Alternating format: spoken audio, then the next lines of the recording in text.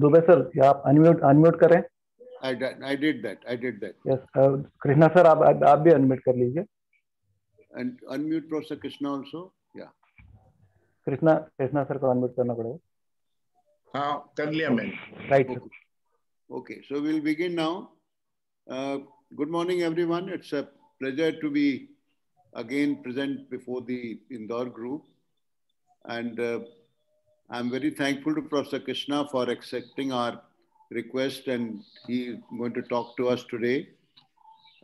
Since you all know Professor Krishna, I'm not going to introduce him, but if somebody wants to know in detail, you can visit his website, pkrishna.org.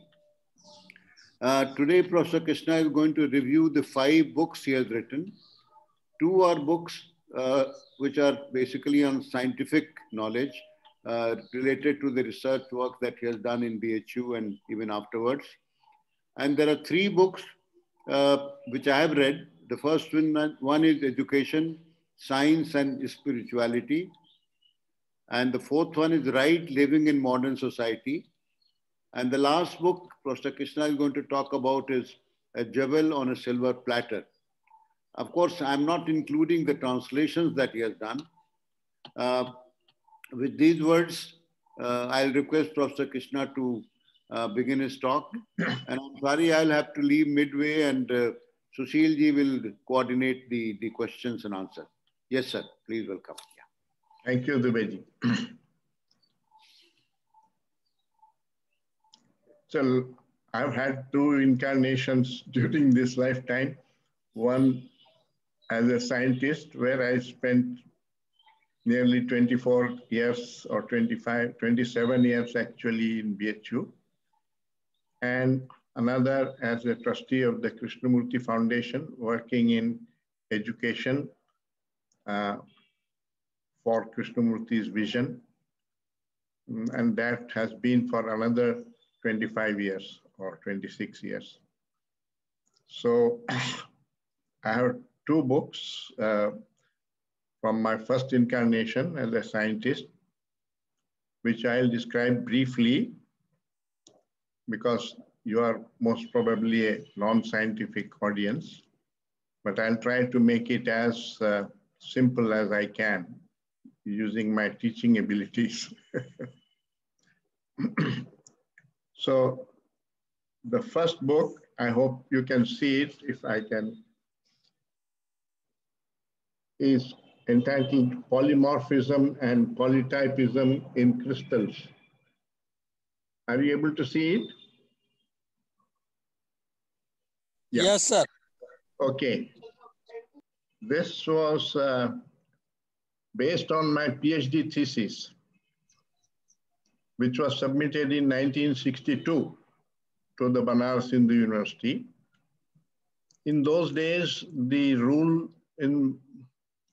for examining a PhD thesis in science in BHU was that you had to have 2 external examiners who were from abroad to ensure that the work being done is at the international level. And 1 external examiner within the country. And the supervisor is the 4th examiner. So the supervisor of my thesis was Professor Ajit Ram Verma, who was in BHU. He taught me in MSc in Delhi University, and then when he joined Banaras Hindu University as professor and head, along with him I came here in 1959, completed my PhD in 1962, and the thesis went to one Professor M.J. Berger, who was a very well-known crystallographer and had half a dozen books himself. He was a professor at MIT in USA. And the other examiner was one Professor H. Lipson, who was from the University of Manchester in England. And Professor V.G. Bhide, who is related to and senior to Mr. M.R. Bhide, who was the director of GSTI. The Indore people would perhaps know him or would have heard of him. So Professor Berger wrote in his report that it's an excellent thesis and it should be published in the form of a monograph. So we submitted it to the Pergamon Press in England, and it was accepted for publication there. But Professor Berger himself wrote to us, me and my supervisor, that he would like to publish it in a series of monographs which he is editing in the field of crystallography.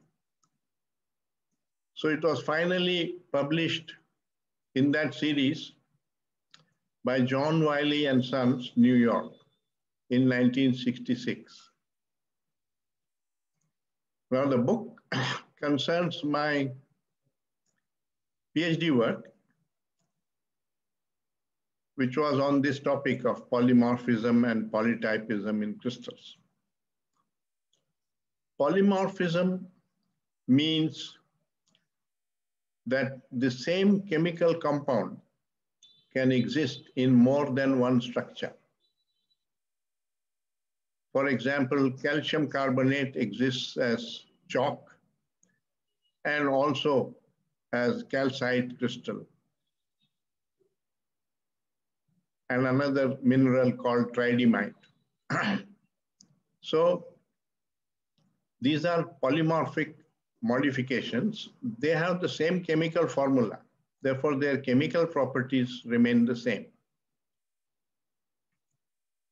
But the physical properties depend on the structure. That means the internal arrangement of the atoms inside the crystal or material.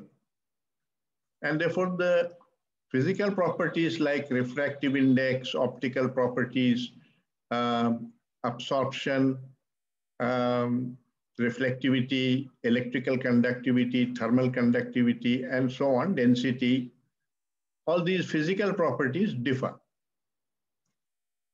When this kind of thing happens in an element, it is called allotropy. For example, carbon exists both as diamond and as graphite. They are very different physical properties. Graphite is what the lead inside your pencil, graphite, and it is so soft. And diamond is an extremely hard, the hardest material known. So it is used for cutting in sandpaper and so on, cutters. In fact, it's given the index 10 because it's the hardest. All others are compared to that in hardness and mentioned. The difference is not in chemical properties. If you burn them, you will get carbon dioxide. But the physical properties are completely different. So these are called phases, just as there is solid, liquid, and gas phases. At different temperatures and pressures, the substance exists as a solid or a liquid or a gas.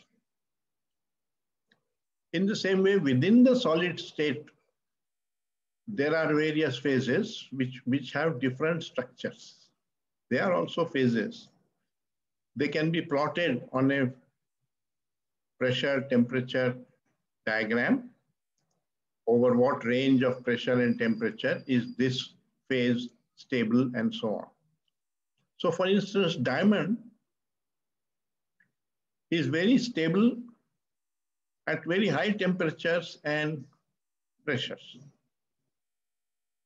And at room temperature, it is not stable, but it exists because you have to provide a lot of activation energy to break the bonds in the carbon in diamond. Otherwise, it does not convert in the solid state. So it is always found in mines because as the earth cooled, the pressure and temperature inside the earth was very high. And at that pressure and temperature, diamond becomes the stable modification of carbon, not graphite. At room temperature, it is graphite, which is the stable modification.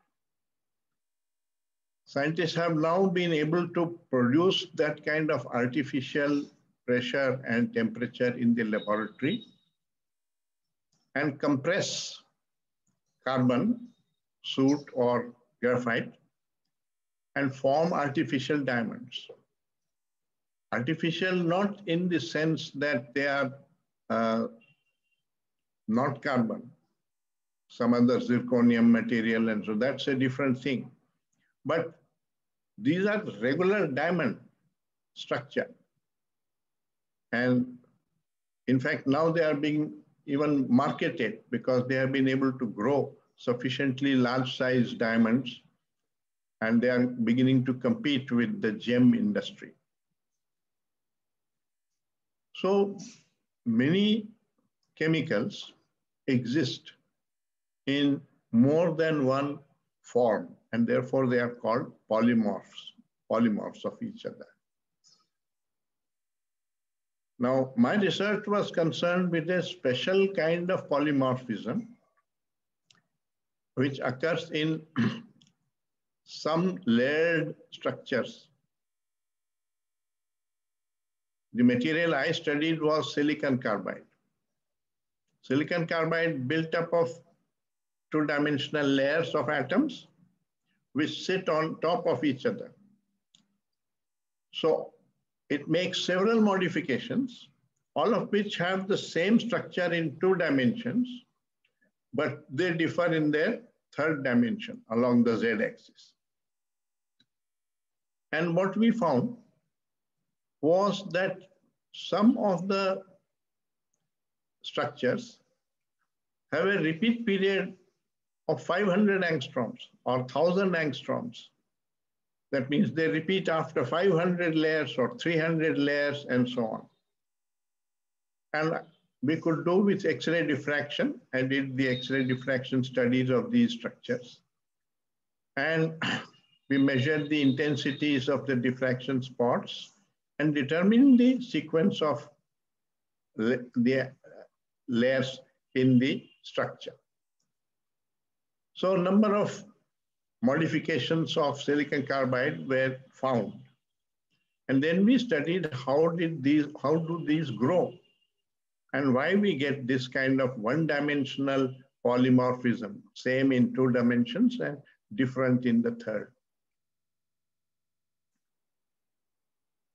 A theory had been put forth by one Professor Frank in England, saying that they could result from crystal growth around a screw dislocation. I won't go into those details, but we worked out on the basis of those theories whether the structures which we found could be generated by that mechanism. And we found a number of anomalous structures which could not be explained on that basis. So that was the thesis based on that. And it described the various theories and so on that had been put forth, and then my own work, and concluded that the problem is not completely solved. And we don't really understand how these very long period structures form or result. And they don't seem to be like normal polymorphic modifications. Now this field is sort of borders between physics and chemistry and geology and mineralogy and so on. Crystallography is an interdisciplinary field. So most of the other work was not done by physicists. We were the first physicists to enter into this field. And that's why our approach was quite novel. And that's the reason that Professor Berger found my thesis so interesting. And then I made this book, which was published in 1966. The result was that the book made me known all over the world in the scientific circles, and I started receiving invitations from international conferences. And when I visited there, I was invited to give lectures at various universities and so on. So it brought me a certain amount of name and fame.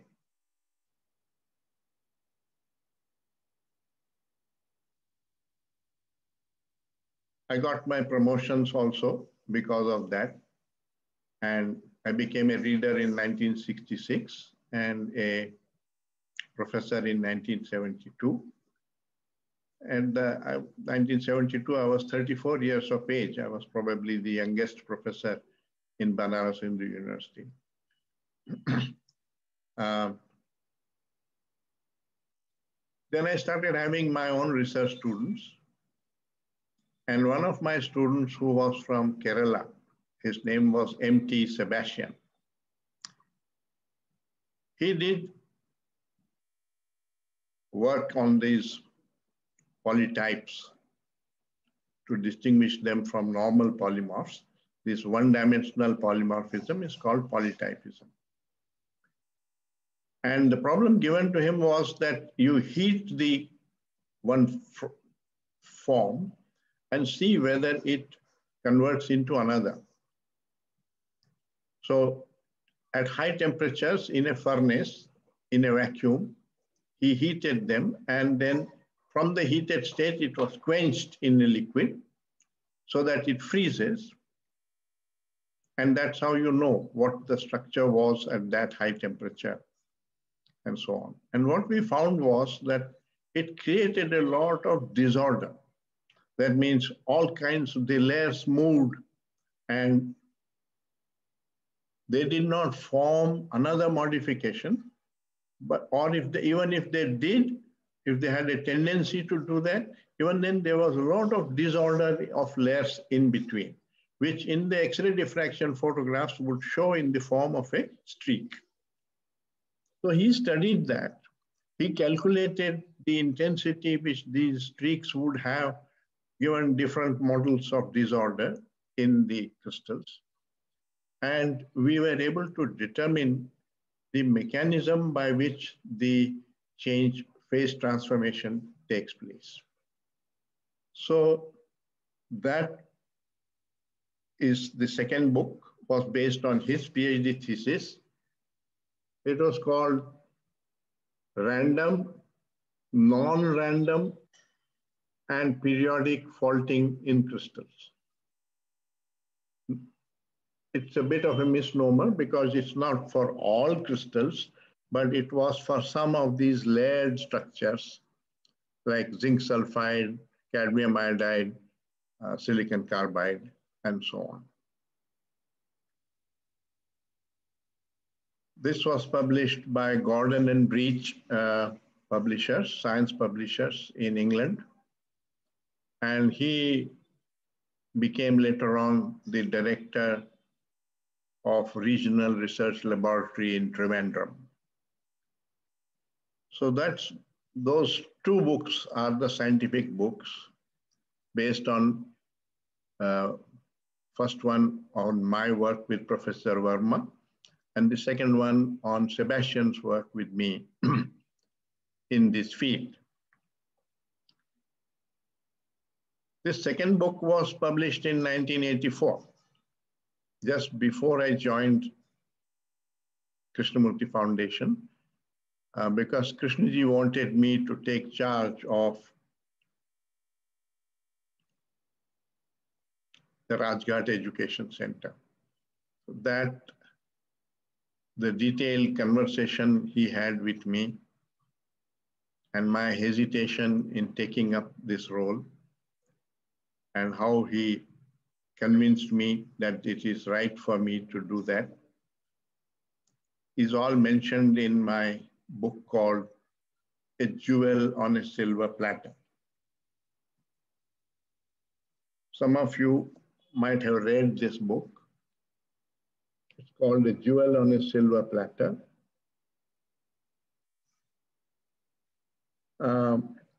It was published in India by Pilgrim's Publishers in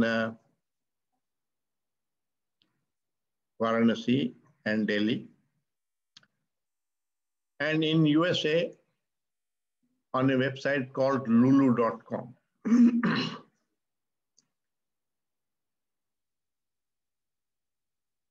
That book has two parts.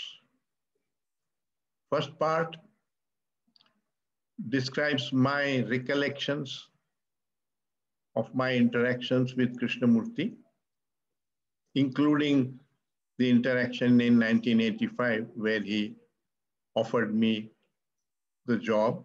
And that's where the title of the book comes from, because he offered me the job saying, I'm offering you a jewel on a silver platter, and I am asking, will you take it?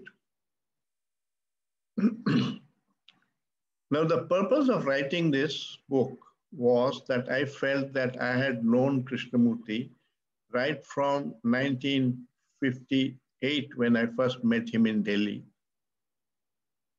Almost continuously, every year I met him because he used to come to Varanasi also, until 1986 when he died. In fact, he called me at the time of his death, and I was there close to his deathbed. So I had known this man, extraordinary human being, at close quarters.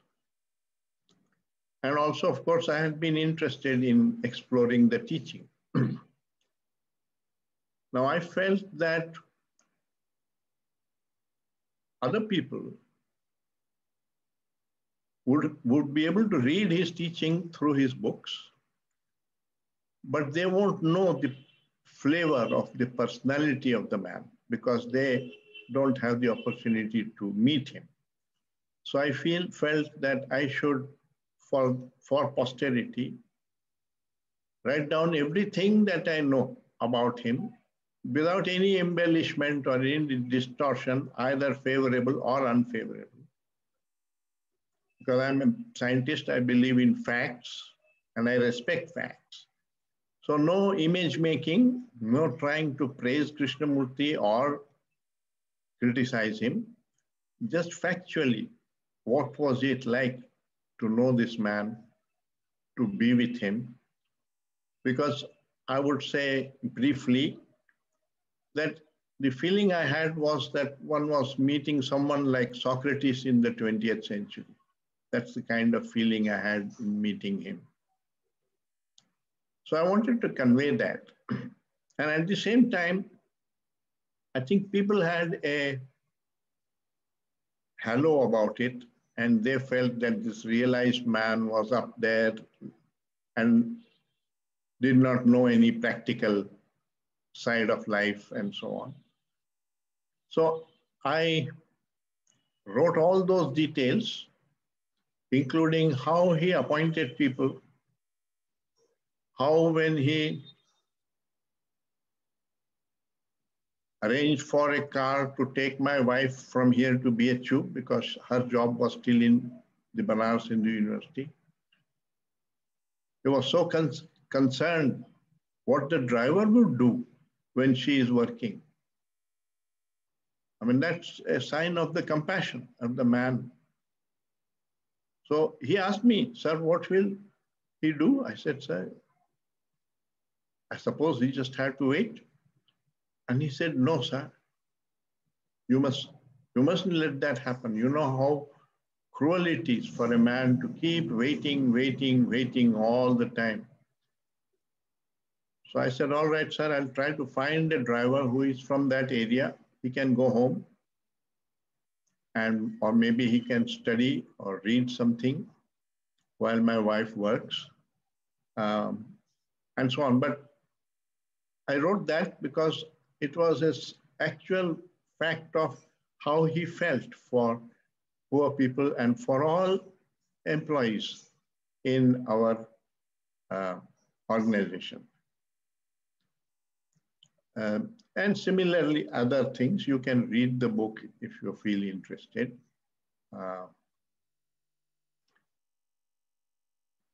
And then I interviewed also people like Radha Bernier, Achyut Patwardhan, Vimla Thakar, and Mark Lee, because they had been associated closely with Krishnamurti, much more closely than I was, because I was only a professor and I used to come to his lectures and take part in his dialogues and so on. So I knew him as a student of his teachings, but they knew him as a fellow worker. They worked with him and interacted with him over 40, 50 years. So I didn't want it to be only a personal account. I wanted also the account of these people, what they felt about Krishnamurti. So I interviewed them, I taped those interviews, and those were published as 4 different chapters in the book. The second part of the book is my own investigation of his teachings.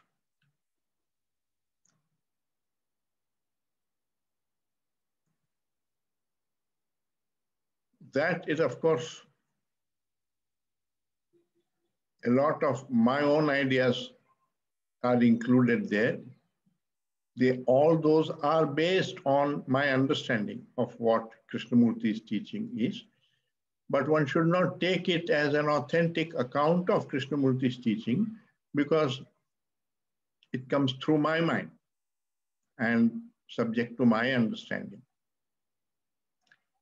But the important thing in Krishnamurti's teaching is to take that as a question, whether it is Krishna who is saying it or even if it is Krishnamurti who is saying it, not just accept it on the authority of his being a sage or a world teacher, but to investigate it, because we don't understand anything ourselves unless we investigate that question.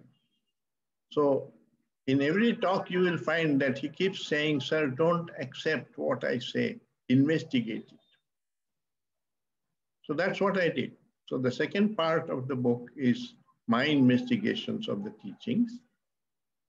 Those who are interested need not buy the book. They can, it is there in the libraries, KFI libraries, all of them. They sell the book also. But you can also find it on my website. There are a number of articles which are more or less based on my understanding of his teachings. That website is, as Dubeji mentioned, pkrishna.org. But before this book was published, which is after the death of Krishnamurti, there were some other books based on Krishnamurti's teachings, which resulted from workshops and lectures which I delivered in different parts of the world. So Education, Science and Spirituality, that book was a verbatim recording transcribed from lectures which I gave in 1993 in Santa Barbara and at the Ojai retreat in Ojai, California. So that's how Education, Science and Spirituality, that book was published. Originally as a small handbook by Mr. Ulrich Brugger. Later on, because the Theosophical Society liked it very much, they printed it in the form of a book. I'll show you that book, Education, Science and Spirituality. I think in Indore, Rupayana used to carry this, and otherwise the Theosophical Society sells it in their bookshops. It's all based on Krishnamurti's teachings, because the only things I know are science, which is from crystallography, and Krishnamurti's teaching, which I have studied.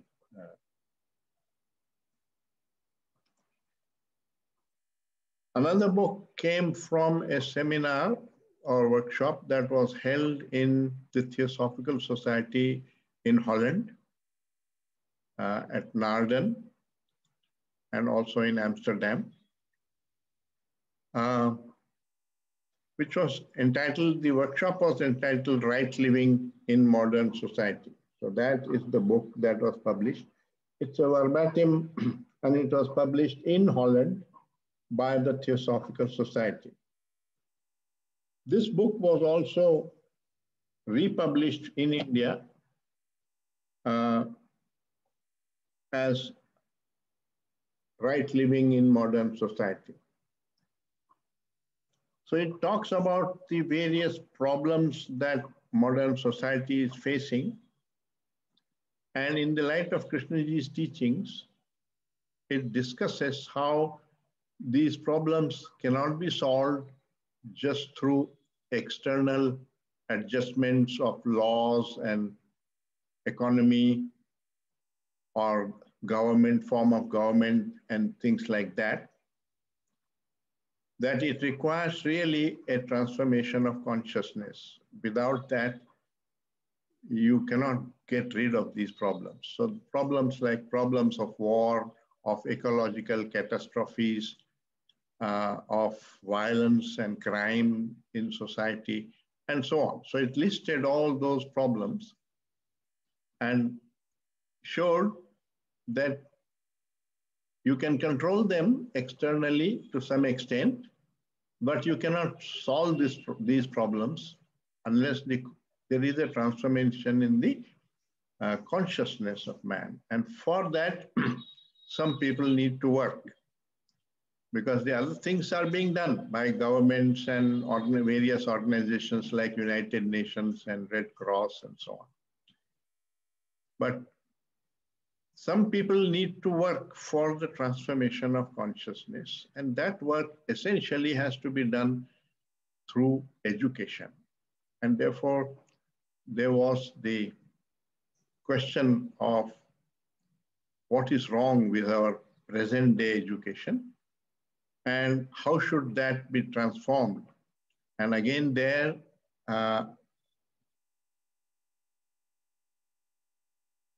in order to explain Krishnamurti's vision, I brought out the fact that it is not simply a question of changing the course content or doing training in a different way and so on, that you have to have a vision for the transformation of consciousness, which means you must encourage the inquiry which we call self-knowledge, which is the inquiry into what is true and what is false. And from where does where do all the negative emotions in our consciousness, from where do they arise? And whether it's possible to learn to be free of them.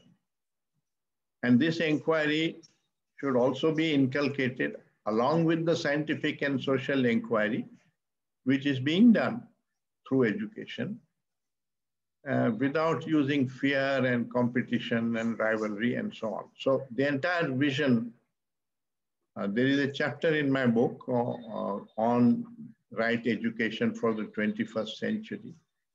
And that talk was first given at a Montessori conference, International Montessori Conference, held in Uppsala in Sweden in 1996.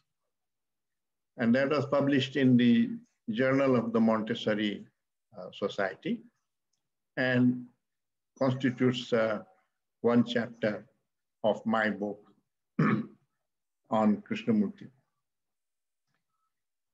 That book, A Jewel on a Silver Platter, has been translated into French, into Spanish, into Italian, and is now being translated also into Chinese, although it has not been published yet, but it has been translated. Because there are people who are all over the world of different languages who are interested in knowing about Krishnamurti and his approach to life and to education. Recently, it has been translated also as 2 volumes into Hindi. I have done part of the translation, and part of it was done by other colleagues at the center here in the study center. And it is published by Pilgrims. And it came out last year in 2020. It's available through the KFI centers and also in bookshops through Pilgrims.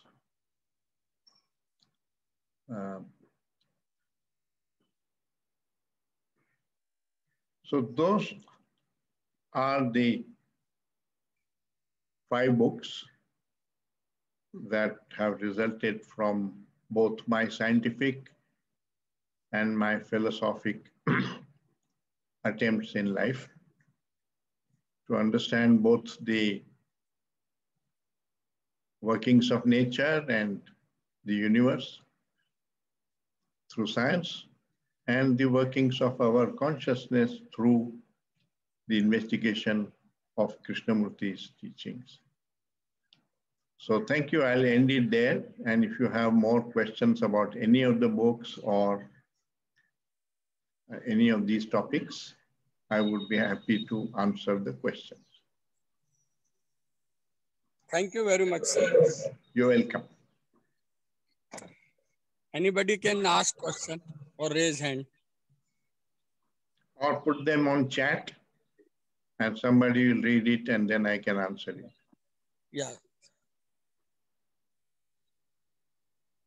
Nothing on chat. Only good morning, friends. Is it? Yeah. Yeah, there's only one on chat. Yeah. Yeah. Dinesh Wagmare wanted to ask some question. Please. As usual. Wagmare sahab, bole. You have to unmute yourself. Dinesh ji, you have to unmute yourself.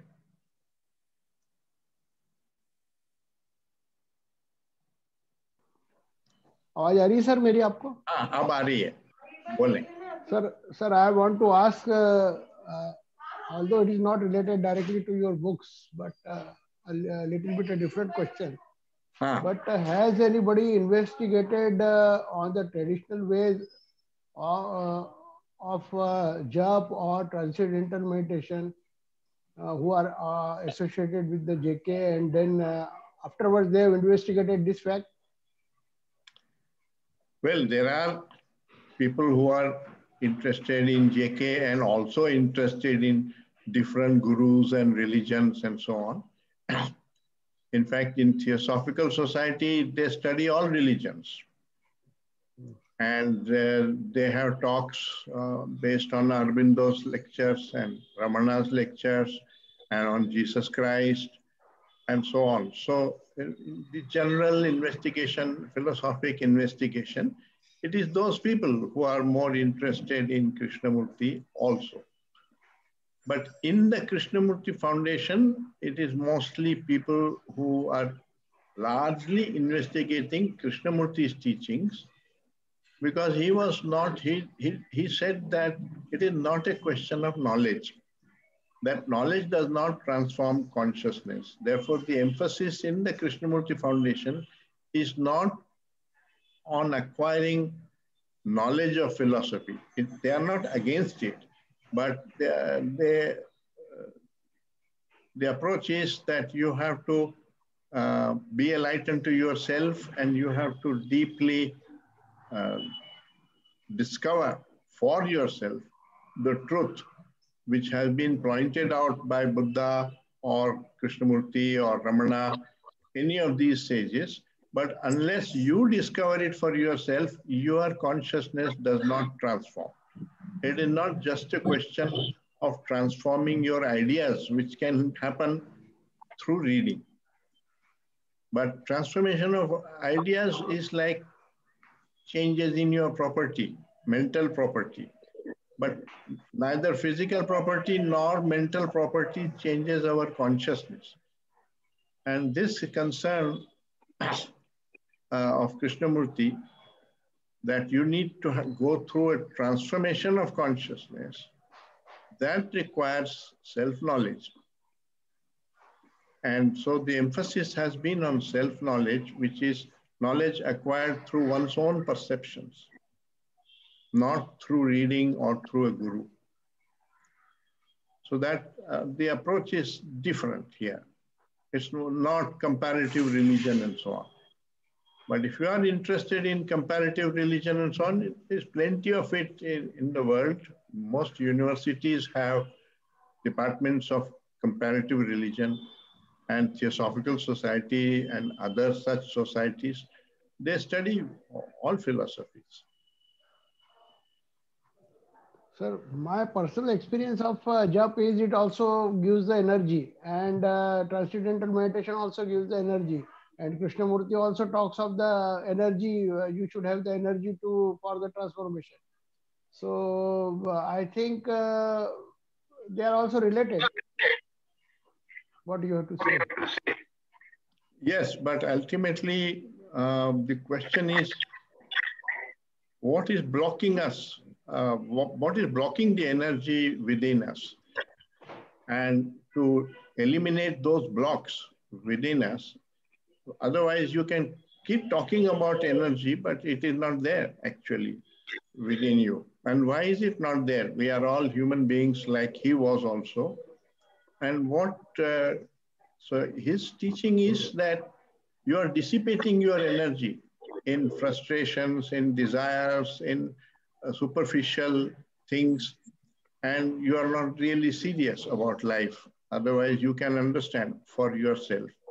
And that would bring about a transformation in your consciousness. That's how I have understood Krishnamurti. But it is very different from collecting a lot of opinions about what Buddha said, what Christ said, and comparing them and so on, and writing papers on that. It is not that kind of intellectual or scholarly activity, which is what philosophy has become. So Krishnamurti was not keen on studying philosophy. He himself did not study philosophy.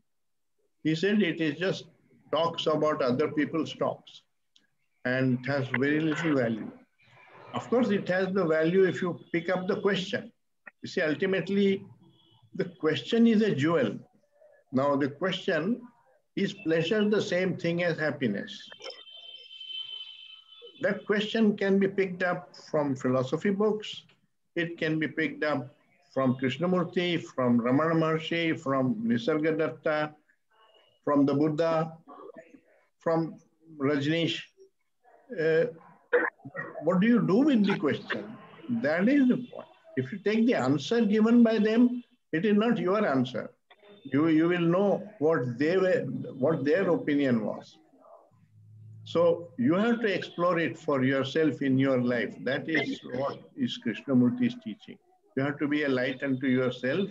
This learning cannot be obtained through another, because it's a quest for truth.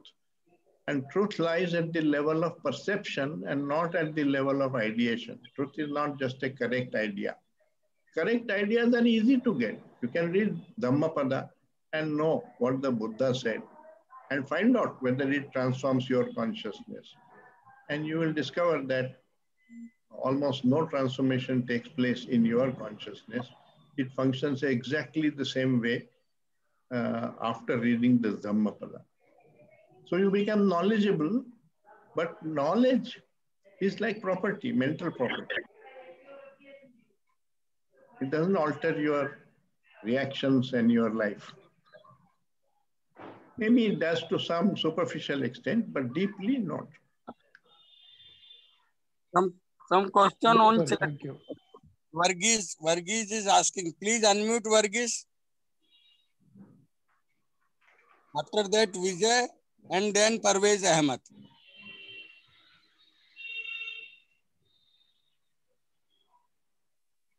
Please unmute Varghese and then Yes. ask. I've unmuted. Can you hear me? Yes, we Yeah. can. Yes. Go ahead. Sir, my question is this. I mean, coming from a religious background, we Yeah. always look at how a person dies, passes out of this world. Now we say, as a man lives, so shall he die. We see how saints died, some joyfully, some with great mysticism. What was Krishnamurti's last moments like? Was it painful? Was it joyous? Was it... what was that experience like? I mean, as you would have witnessed it, being physically present there. Yeah. He had a lot of physical pain because he had cancer of the pancreas, which is a very painful thing towards the end. But he told the doctors, he told us that tell the doctors not to give me morphine because I want to meet death with a clear mind. And the morphine will flog the mind, I mean, make it dull. So he was still learning on his deathbed. The learning was part of his nature, had become his nature. He said, I have lived with death every day, but I have never experienced physical death, and I want to meet it with an open mind. But the doctors were saying he's having too much pain, and we should give him morphine. So I was asked to go and ask permission of Krishnamurti to give morphine. So I went and talked with him. I found his mind was very rational, very clear, even when he was close to death and extremely weak, couldn't get up in his bed. I said, sir, it seems you said not to give.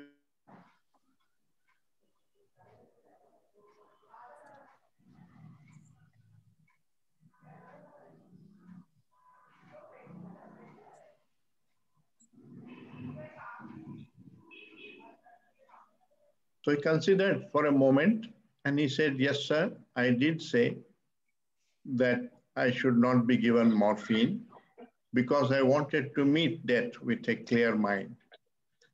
But tell them that they can give it because the pain also fogs the mind. So I understood from that he is saying that I don't want to unnecessarily put up with pain, but if it helps me to meet death with a clear mind, I'm willing to put up with the pain. The desire to learn was more important than the desire to avoid pain. Also, I think, I don't know this for certain, but I think that in the state of consciousness in which he was, he could dissociate himself from the pain in the body. I don't know how that happens. I mean, I am not able to do that, but I could see that in spite of that terrible pain, he was absolutely clear. There was no self-pity, no remarks saying, oh, why has this come to me and so on. No, nothing of that. You want to see it in more detail, you should read the book called Krishnamurti, The Open Door by Mary Latians. It's the third part of her biography, covering the period from 1980 to 86. In that, it is described in detail, everything, because whatever he said, whatever he talked, even on his deathbed, was all recorded. And she reproduced most of it in that book, the third volume. She wrote to me also to write this conversation which he had for asking me to take charge of Rajghat. And at that time, it was all very fresh in my memory. And I had noted it down. So I sent it to her. And she more or less reproduced it as a chapter in the book called A Jewel on a Silver Plate. just did edit one or two things here and there, but otherwise mostly it was reproduced in that book called Krishnamurti, The Open Door. Next Vijay, question. Yes, thank you, sir. Thank you very much. You're welcome. Please unmute Vijay and ask. No, Vijay has to unmute himself. Yeah.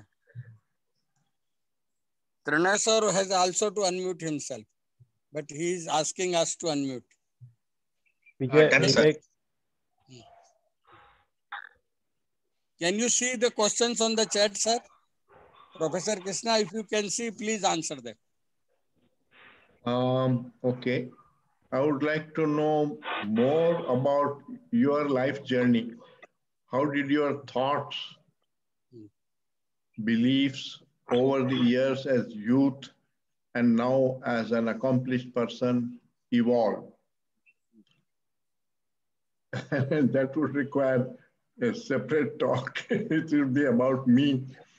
I think we are today talking about the scientific work which I did and also about Krishnamurti's teaching.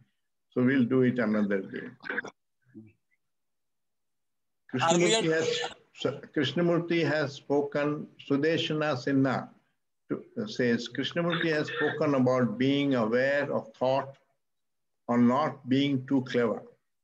At the same time, he has talked about excellence and against mediocrity.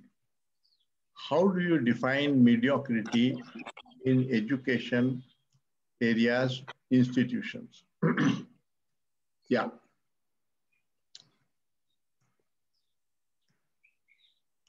You see, our concept of excellence is based on ability. We measure ability, and when somebody has great ability, either in mathematics or in geography or history, or in sports or music, we consider that as excellence. Krishnaji was not much interested in that kind of excellence, and he regarded ability as a nice thing, but if it feeds the ego, then it becomes a dangerous thing. So to him, excellence meant excellence at the level of consciousness, which means in all your relationships. He demanded excellence in everything, not only in your profession or in just one particular area of your engagement. So to him, the very fact that we were educating, only training people to be successful in society and to conform to society was itself mediocrity. Because unless you inculcate inquiry and awaken the intelligence of the child so that he can understand his relationships and his own consciousness and live creatively and originally, to him, it was a mediocre life, not excellence. So his definition of excellence is very different from what we normally consider to be excellence. And it was certainly not comparative, not in comparison to others. Now, George Selva Kumar asks, good morning, Professor Krishna and others. May I have your opinion on a statement which I hope you too would have come across, which is, the teaching of Krishnaji is nothing but an old wine in a new bottle.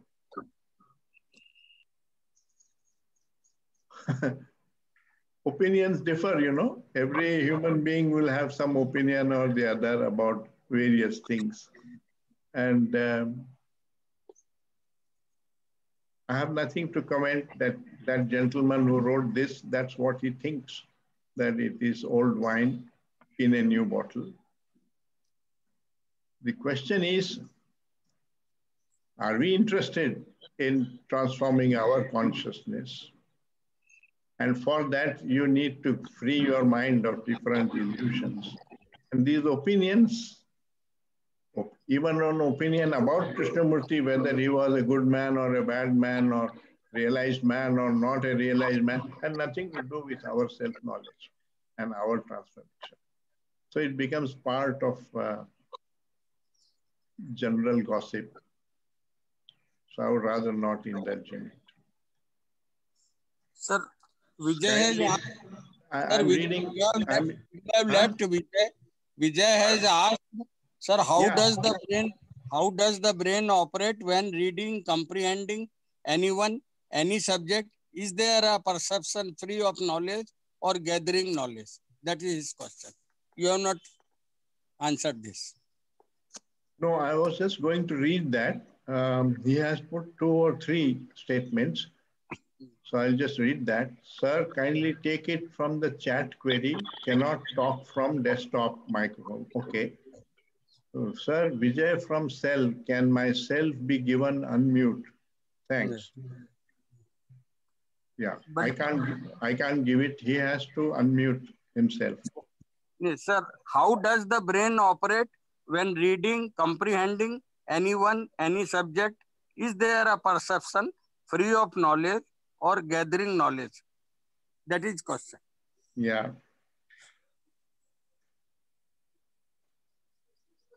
In the field of knowledge, there is expertise. You can learn from a teacher. You can learn how to play cricket, how to draw, how to sing. You can learn various subjects and so on. A man who is an authority on the subject knows more than the other man. But the consciousness of that man is not different. The consciousness of university professors who know very much more than the common man is not different from the consciousness of the common man. They also have jealousies, they have anger, they have fear, sorrow. All the negative emotions that are there for the common man are there for these professors also, including myself. So one is talking about transformation of consciousness, which requires you to understand your own consciousness, not through books and ideas. That becomes only knowledge of what Buddha said or what Buddha thought about something. And it is not truth for me. So truth has to be perceived directly. That's what we call insight. And so without an insight into these matters, there is no transformation of consciousness. So the question I would like to give you is, we know how a human being grows in knowledge. We have all grown in knowledge and experience. How does a human being grow in wisdom? Wisdom is not just knowledge. So that is what, in my opinion, Krishnamurti is addressing. That there can be an actual change in the way your consciousness responds to nature, to anger, to jealousy, to various things in daily life. An actual change. That's transformation of consciousness. Not an idea about it. An idea about it, dime a dozen, easy to get. Crystals are said to have some energy to influence human body and mind. I would like to know whether they can alter one's consciousness also. I don't think it is that simple. You can't alter consciousness by just wearing a gem or something, navaratnas. They may have some influence on body or consciousness. We don't know that. Scientifically, we don't know that. But even Krishnamurti did magnetize gems and say that they will protect, give them to people whom he said it will protect you or protect the place. I don't know how that happens, but he did it. So it's possible that there is some truth in this which we don't know at all about. I would neither take the sides with it's nonsense, nor would I say, yes, it is there. I don't know. When you don't know, it is good to just admit that you don't know and not just believe something just because it suits you. Anand, you can unmute and ask. Anand, please unmute and ask.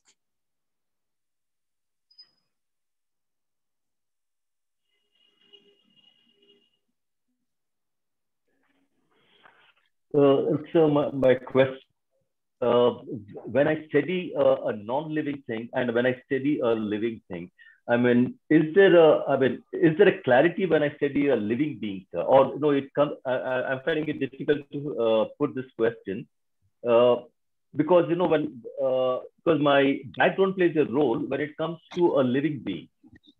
So, what kind of a distortion may take place when I'm studying a particular person?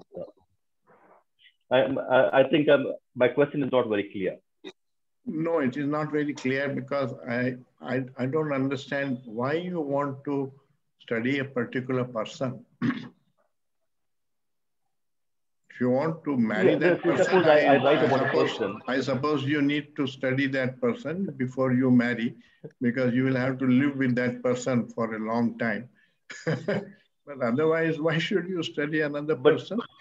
You can study yourself. But no amount of... And deep down, sir, we are all similar. We share the same consciousness and the same body. The differences are very superficial. And the fact that we divide ourselves is because we give importance to the superficial. And that itself is something which we need to understand. I'll give you a question in this connection. In investigating that question, you will find perhaps an answer. The question I have is, if a man is kind and generous and non-violent and wise, what difference does it make whether he is Hindu or Muslim or Christian or an atheist? And if a man is hateful, narrow-minded, jealous, angry, violent person, what difference does it make whether he is Hindu or Muslim or Christian or atheist? So the very fact that we have given tremendous importance to the affiliation of a person, to which religion he belongs, to which country he belongs, and so on, is itself an illusion. It is not important. What is important is the quality of his consciousness inside. The quality of his mind is important. So if you want to study, you have to study the quality of that mind. And on a practical note, which is not connected with Krishnamurti, if you want to really test the character of a man, watch him how he behaves when he is angry, when things don't go according to his wishes. That is the test of the man's character.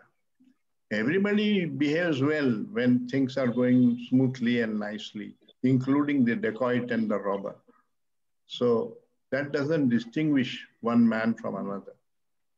But how a man behaves when things don't go according to his wishes, tells you what kind of person he is.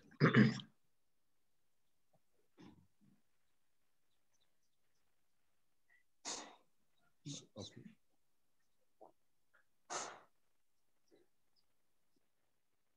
So here again, when I say the mind, that man is nice, the man is honest, the man is sincere, the man is peaceful. So am I not looking from those words, sir? That is, again, I'm back to the same question. You know, I like the person, therefore I say he's a nice person. Whatever he does, I always find it nice. I'm coming from that background, sir. Sir, it's not important to evaluate a person and form an opinion about that person. It's more necessary to investigate the wrongdoing in your own consciousness and also in anybody else's consciousness that you observe. The man is not evil, but there is evil in him, and that evil arises from a certain illusions in his mind, which you need to understand, because those same illusions will produce the same kind of evil in your mind. So we are not really very different from the terrorist and from that. You will also become violent if you are attacked and put in a corner. You will become violent. So will all of us. So, but how you behave when that happens, that can change depending on your understanding and your wisdom. So when Jesus Christ says, show your other cheek also, he's asking for a transformation of consciousness. It is not simply the act of showing your other cheek. What he's saying is, even if the other man is violent and hateful, don't turn hateful and violent towards him. Otherwise, he determines what you are.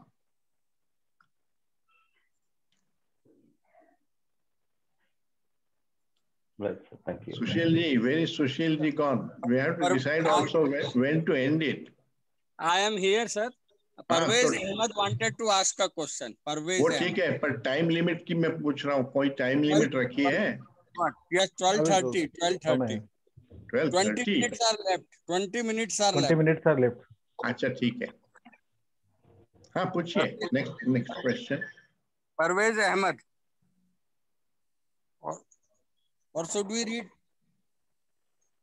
हाँ, you can read. Yeah, okay. Truth characteristically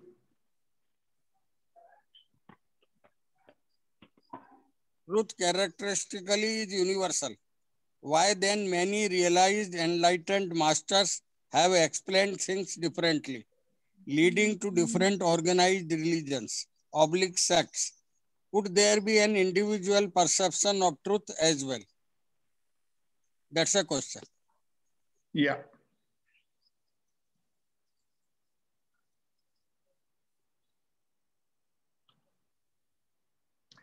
See, even scientific truth is described differently, no? If you read Einstein, you read somebody else, you read another professor, they write books about the same truth, but they describe it differently. So the language, the manner of explaining things, and so on depends on the temperament of that person and the abilities of that person, individual. The truth that the Buddha saw may be the same as what Jesus saw and what Krishnamurti saw, and so on. But the manner in which they explain it can be different. Somebody writes poetry, somebody else tells parables to communicate it, and somebody else gives rational talks and so on to communicate it. Doesn't mean that the truth is different. The truth is perceived is the same, but the manner in which it is to be communicated can vary. And people like Krishnamurti have also said that the deepest truths are such that they cannot be put in words and communicated. So you can communicate questions actually. They are valid. But if you communicate answers, it goes wrong because the answer is interpreted by the mind of the reader in his own way. And his own understanding interferes with that. So when we talk about Krishnamurti's teaching, we don't know whether that's exactly what he meant. It may be the meaning I have derived out of his teaching. That's what I can talk about. Whether he thought the same, you would have to go and ask him. And he might say, no, it is not exactly what I meant, right? So that's why he did not want interpreters or authorities saying, you speak from your own understanding. That was his advice. Don't claim to be an authority on Krishnamurti. In this field, authority has no value, no meaning. Even Krishnamurti is not an authority. If you accept what he says on authority, it has no value. You are only learning about what he said or he thought. It doesn't mean that you have perceived that truth for yourself. Therefore, it has very little value.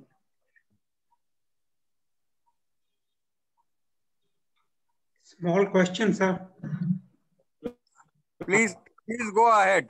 Vermaji, please go ahead. Ask. You have ample time now. Where I am stuck up, Professor Krishna, where I'm stuck up is you are in good total company, transformation. You are in good company, I would say. Don't worry too much. Thank you very much. We are all stuck up at different points. Yes. Where I am stuck up is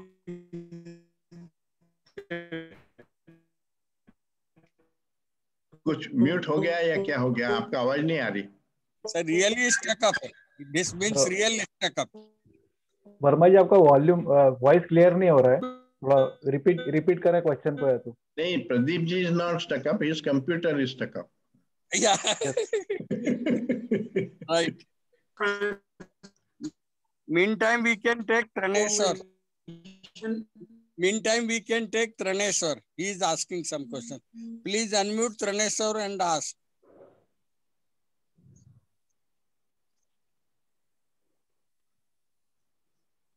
K said truth is living entity and hence is not a static one. Does it mean truth may change moment after moment? And if yes, will it be a different truth? Thanks. That is his question. Yeah, one has to understand in what sense he used the word truth. Normally, we think that a correct idea is the truth, or a correct description is the truth. The religious truth is neither of these. Religious truth comes into existence when a consciousness perceives what is, namely the fact, without any distortion. So you have to free your own mind of all the distortions that your mind produces. Otherwise, you don't see the truth. Now, one of the examples I give, rather a crude example, but it illustrates this point. The Hindu looks at a cow and sees a goddess.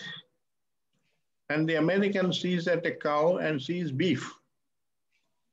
Both are seeing the same object, but responding completely differently, seeing completely different things. So their own mind is projecting into their vision what they are seeing. Unless you free your mind from this conditioning from the past, you don't see the truth. And that's why insight means a direct perception of what is. And that is always in the present.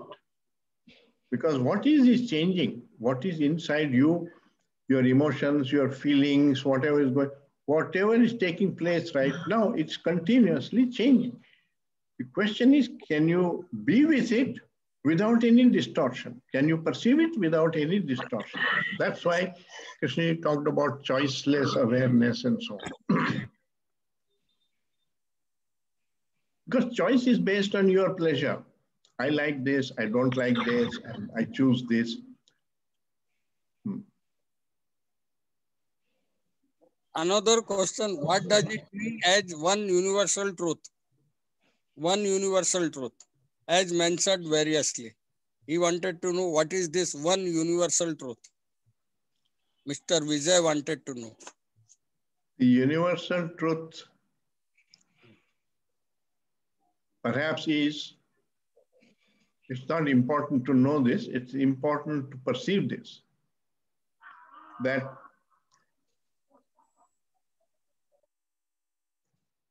we are all, the other man is yourself. And the differences and divisions are created by all these notions in the mind and evaluations and so on, which come from our conditioning. And the conditioning is just an accident of birth, where you were born, brought up, and so on. It is not a universal truth.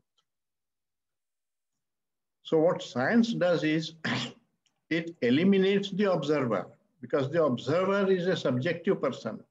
It eliminates the observer by bringing an experimental method by which it must be tested.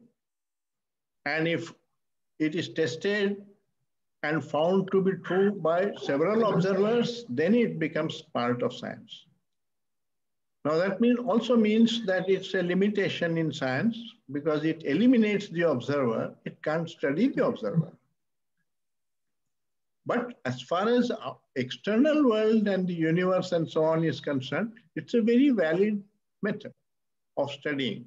They also posit the truth as the unknown, and they explore, but they have a method by which they can explore whether something is true or not.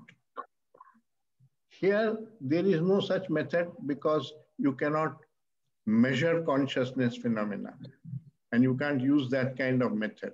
So here the truth is more difficult to perceive. You can't get it like the scientist gets it, through argument and logic and so on. But the truth, ultimate truth, in the religious field, as in the scientific field, is universal. That means it's not different for the Chinese and for you and for the American. It's not different. What is different is because their mind is differently conditioned. Therefore, the differences arise. Otherwise, the fact is the same. Sir, a tree is a tree. When I look at it, you look at it, or anybody else looks at it. And either the earth attracts a stone or it does not attract a stone. Finished. Those are universal truths. In the same way, if you have desire, if it is not fulfilled, you will feel frustration. This is true of all human beings. It's a universal truth. So it's like a law. But when it is subjective, that means the Christian looks at it differently, the Hindu looks at it differently, and so on, then it creates division. But when if you can look at it not through your conditioning, but through the universal part in you, which is awareness, then there is a possibility of perceiving truth.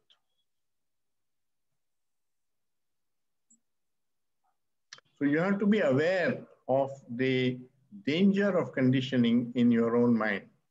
You cannot eliminate the conditioning, but you can become aware of the danger and be aware of the presence of conditioning, so that you don't accept everything that your mind says as true.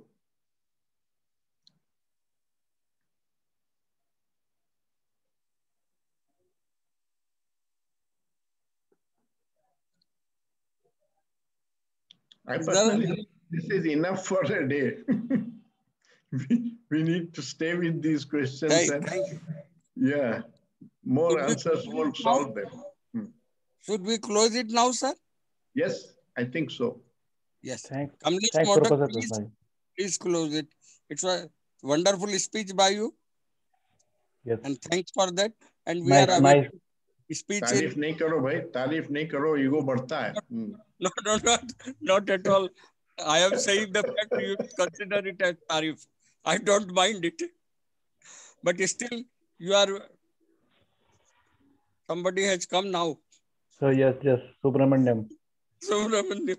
So he Subramaniam wanted to has ask. Entered. If he has a question, let him ask. That's the last one. Yeah. Thank you all. He's considering. He has said thank you to everybody. Thanks, please. Professor Krishna. Okay. Thanks to all participants. Thank you for putting up with me. And thanks to Invisible Dubey sir also. Thanks to all participants and Dubey ji and Professor Krishna ji and all the participants who have come from a lot of distances and joining us. Thank you. Thank you. Please close.